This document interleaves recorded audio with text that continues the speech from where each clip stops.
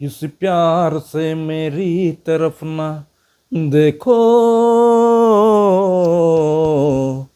प्यार हो जाएगा। यूं प्यार हो गया तो तीर दिल का पार हो जाएगा। टिंग डारंग डन डिंग डारंग डन डिंग डारंग। प्यार हो जाएगा, प्यार हो जाएगा। इस प्यार से मेरी तरफ ना देखो, प्यार हो जाएगा। दो चारे से ही मुलाकात होगी, सारे जमाने में बातें होगी, बातें होगी। ये नाम बदनाम तेरा मेरा, प्यार हो जाएगा। टारंग टडिडिडिंग टारंग टडिडिडिंग टारंग टडिडिडिंग टारंग। নমস্কার বন্ধুগণ, আমি বিশ্বজিৎ নিয়ে এসেছি আপনাদের পছন্দের প্রোগ্রাম বাংলা ও বাঙালি। বন্ধুগণ, গত পর্বে আমি কথা বলেছিলাম কিশোর কুমারের উত্তরসূরিদের মধ্যে বাঙালিদের দাবিদারদের উপর। আমি বলেছিলাম অমিত কুমার, অভিজিৎ ভট্টাচার্য, বাবুল সুপ্রিয় এবং অবশ্যই কুমার শানুর কথা। বন্ধুগণ, কিশোর কুমারের উত্তরসূরিদের রূপে ওনারা সবাই এসেছেন, কিন্তু কিশোর কুমার তো কিশোর কুমারই ছিলেন। ওনার দ্বিতীয় ব্যক্তি হয়তো আর কখনোই হবে না। কিন্তু আমি যাদের নাম বলেছিলাম ওনাদের মধ্যে ওনারাও অত্যন্ত গুণী সঙ্গীতজ্ঞ ছিলেন। ওনারা সবাই নিজের নিজের জায়গায় সর্বোত্তম ছিলেন, সবাই ভালো ছিলেন। কিন্তু ওনাদের মধ্যে একজনের নাম আমি উল্লেখ না করে পারছি না, আর উনি হলেন আমাদের সবার প্রিয় king of melody mister Kumar Sanu. হ্যাঁ বন্ধুগণ, আমি কুমার শানুর কথা বলছি। কুমার শানু ওনাদের কন্টেম্পোরারিদের মধ্যে সর্বোত্তম ছিলেন। 90-এর দশকে আলোড়ন সৃষ্টি করে দিয়েছিলেন কুমার শানু। উনি এতই নাম করেছিলেন যে ওই সময়ের যত সিনেমা হচ্ছিল, কি বাংলা কি হিন্দি কি অন্য কোনো ভাষায়, কুমার শানুর গান থাকতোই থাকতো।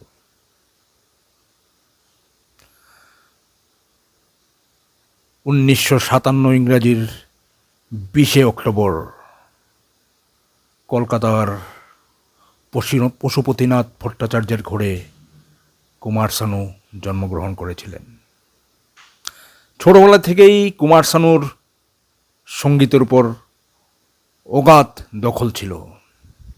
ওনার বাবা পশুপতিনাথ ভট্টাচার্য এক গুণী সঙ্গীতজ্ঞ ছিলেন। উনিও অত্যন্ত ভালো গায়ক ছিলেন। ওনাদের একটা গ্রুপ ছিল, যে গ্রুপের মধ্যে কুমার শানু ছোটোবেলা থেকেই ওনার সঙ্গীত পরিবেশন করতেন। উনি একজন তবলচি ছিলেন, খুব ভালো তবলিশ ছিলেন কুমার শানু। তাই ওনার তাল বা সঙ্গীতের উপর অগাধ দখল ছিল। তো ছোটোবেলা থেকে উনি স্টেজে প্রোগ্রাম করতেন, উনি তবলা বাজাতেন। ওনার বাবার যে গ্রুপটা ছিল ওই গ্রুপে উনি গান থাকতেন আর কি, তবলা বাজাতেন বা আরও অন্য কিছু মিউজিকের সঙ্গে যুক্ত ছিলেন। কিন্তু ছোটোবেলা থেকেই উনি গান প্র্যাকটিস করতেন। ওনার আওয়াজ অত্যন্ত ভালো ছিল, তাই উনি গানও সঙ্গে সঙ্গে করতেন।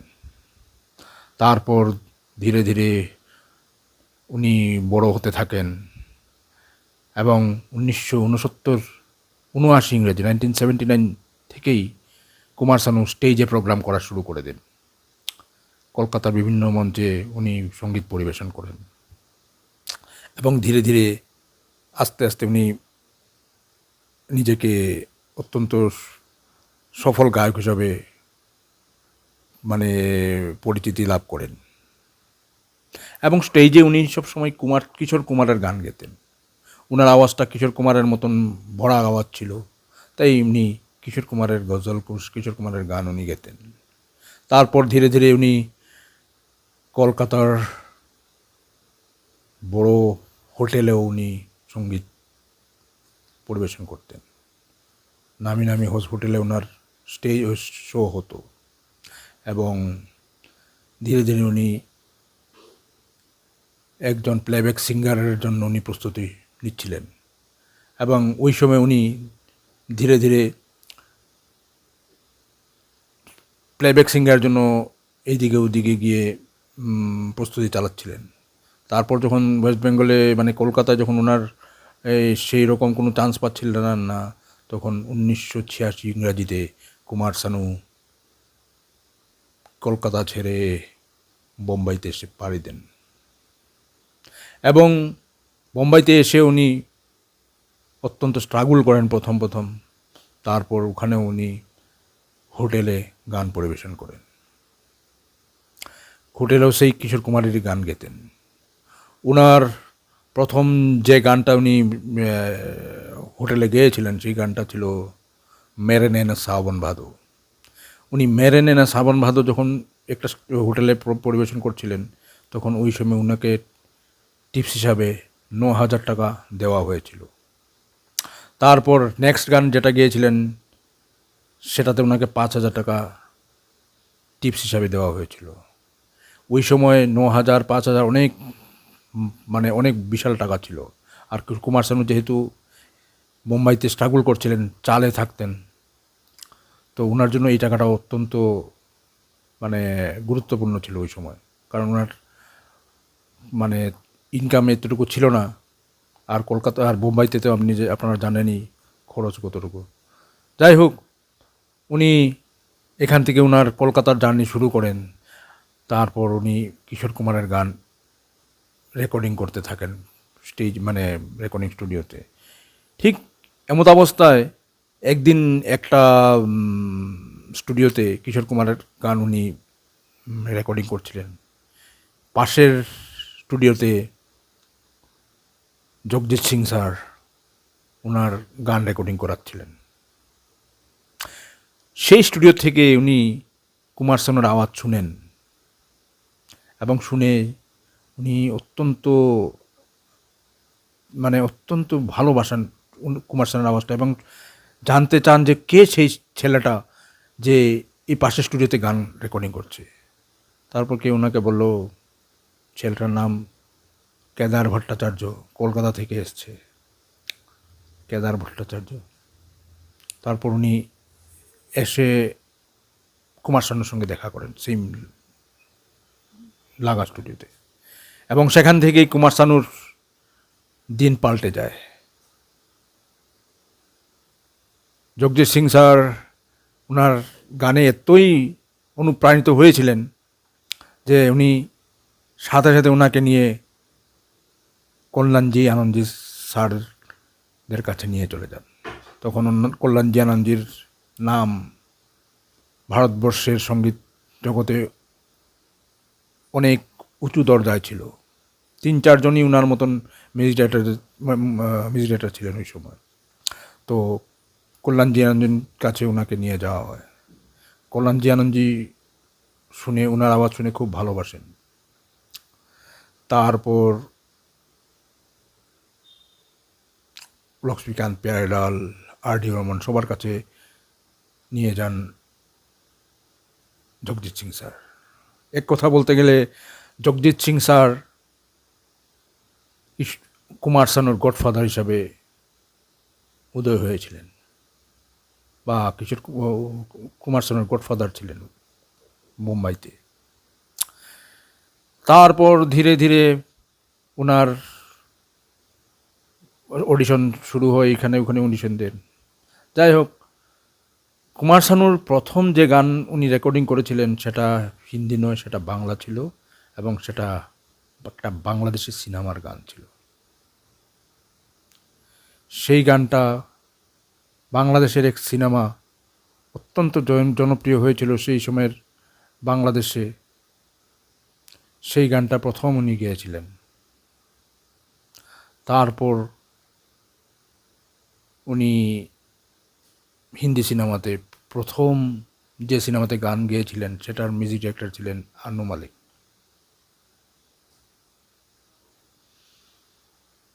আনু মালিকের সঙ্গীত পরিবেশনায় উনি গান গেয়েছিলেন মালামাল ছবিতে, যেটার হিরো ছিলেন নাসিরুদ্দিন শাহ। বাংলা হিন্দি সিনেমাতে ওনার প্রথম গান মালামাল ছবিতে। আর বাংলাদেশের সিনেমার নামটাও ছিল তিন কন্যা। বাংলাদেশের সিনেমাতে যেটাতে উনি প্রথম প্লেব্যাক করেছিলেন সেই সিনেমার নাম ছিল তিন কন্যা।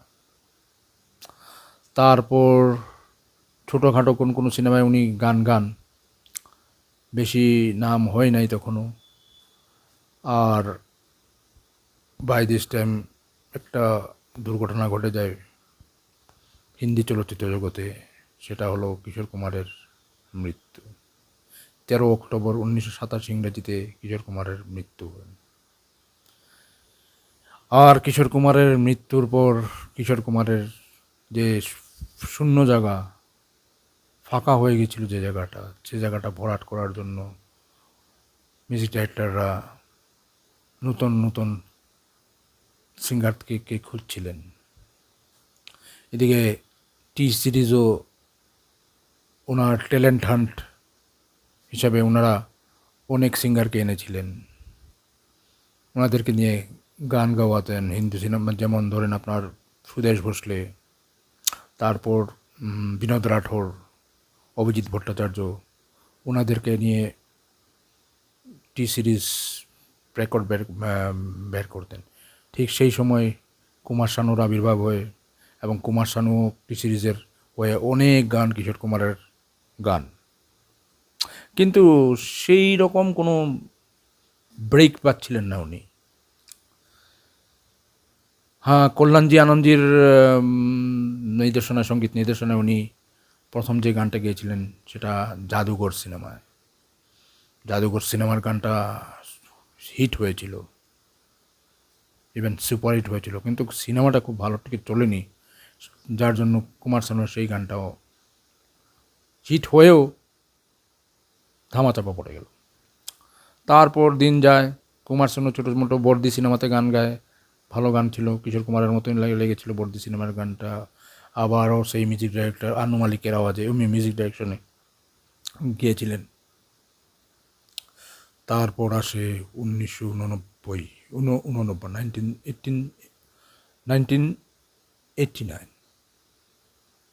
তখন টি সিরিজের একটা সিনেমা, মানে ভিডিও সিনেমা আসছে। সিনেমাটার নাম ছিল জিনা তেরি গলি মে। জিনা তেরি গলি মেতে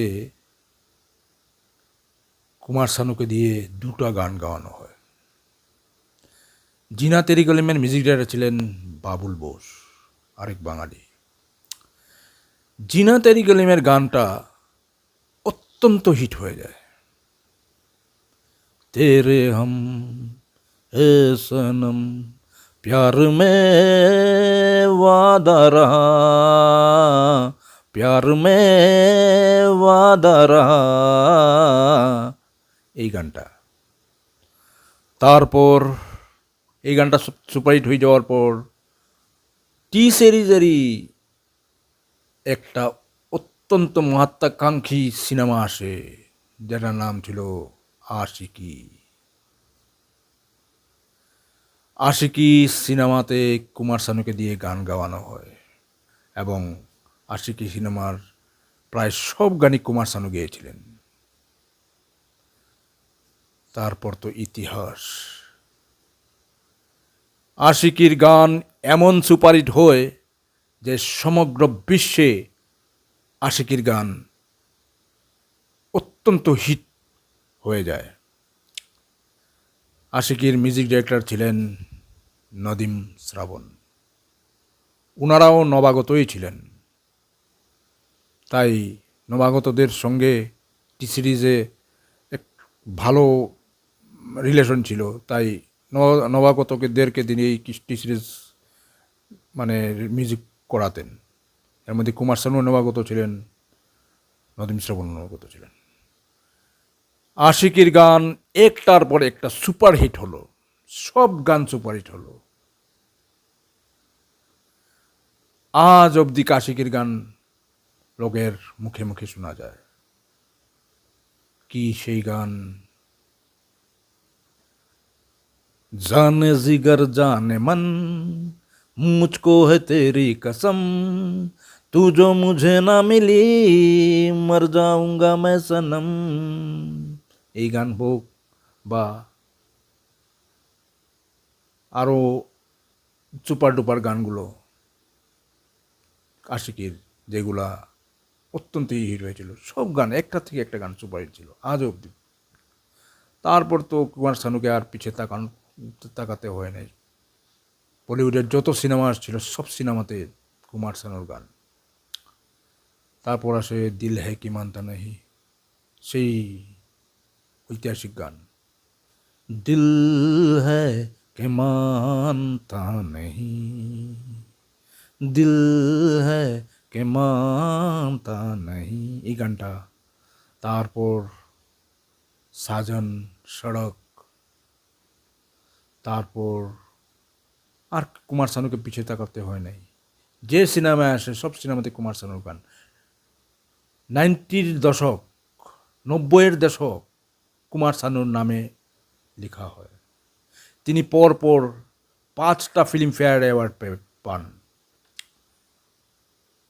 লতা মঙ্গেশকরের পর সম্ভবত পরপর 5টা ফিল্মফেয়ার পাওয়া ব্যক্তি ছিলেন কুমার শানু। তারপর 6 নম্বরটা উনি পেতেন, কিন্তু কোনো একটা কন্ট্রোভার্সির জন্য উনি একটা কথা বলে দিয়েছিলেন মিডিয়াতে, আর যেটার জন্য ফিল্মফেয়ারের জুরিরা কুমার শানুকে আর মিউজিক দেন নাই, অ্যাওয়ার্ড দেন নাই। 6 নম্বরটাও না হলে ওনার নামে আসতো। গানটা ছিল সেই দিলওয়ালে দুলহনিয়া লে জায়েঙ্গের গানটা। অত্যন্ত সুপারহিট গানটা ছিল, কিন্তু কুমার শানুকে দেওয়া হয় নাই। তার বদলে ওই সিনেমারই একটা গান উদিত নারায়ণ পেয়ে যান। তারপর তো ইতিহাস। কুমার শানুর প্রত্যেক ছবিতে কুমার শানুর গান, কুমার শানুর গান, কুমার শানু, আলকা ইয়াগনিক, কুমার শানু, অনুরাধা পড়ওয়াল, কুমার শানু, লতা মঙ্গেশকর, সবার সঙ্গে গান, কুমার শানু গান। 90-এর দশকের ধীরে ধীরে ওনার সময় আস্তে আস্তে মানে সবারই একটা সময় আসে ধীরে ধীরে ডাউনফল হতে হয়, তখন কুমার শানুরও ডাউনফল হওয়া শুরু হয়। তবে গোটে 90-এর দশকে কুমার শানুর বলবালা ছিল।